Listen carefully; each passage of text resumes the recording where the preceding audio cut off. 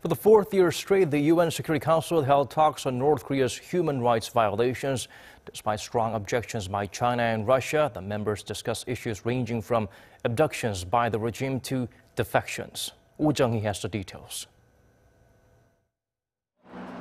The UN Security Council held its fourth annual meeting on Monday to discuss North Korea's human rights abuses.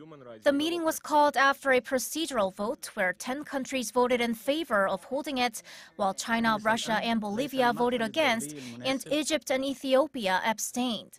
UN ambassadors condemned a continued pattern of serious human rights violations in North Korea and the fact that there's not been much progress on issues like family reunions, abductions, or the protection of basic economic and social rights. Washington's ambassador to the UN, Nikki Haley, stressed that North Korea's nuclear weapons development is based on the oppression of ordinary citizens who are forced into labor or into working abroad to earn hard currency for the state. The systematic human rights violations and abuses of the North Korean government are more than the cause of its people's suffering. They are a means to a single end: keeping the Kim Jong-un regime in power.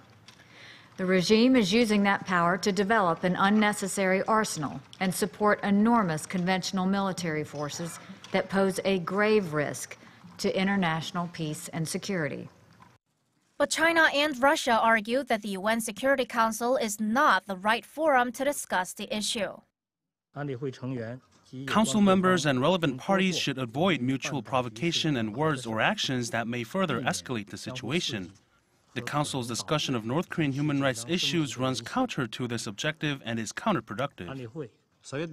The Security Council has never been, and nor is it now, a UN toolkit in charge of human rights protection and promotion. It's not fit for monitoring compliance or analyzing related situation. North Korea claimed that there are no human rights abuses in the regime. Pyongyang's representatives to the UN released a statement calling the discussions a hopeless act by countries who have lost politically and militarily to a nuclear North Korea. The statement added that if the human rights discussion is meant to threaten the regime, that goal will never be achieved. Jung-hee, Arirang News.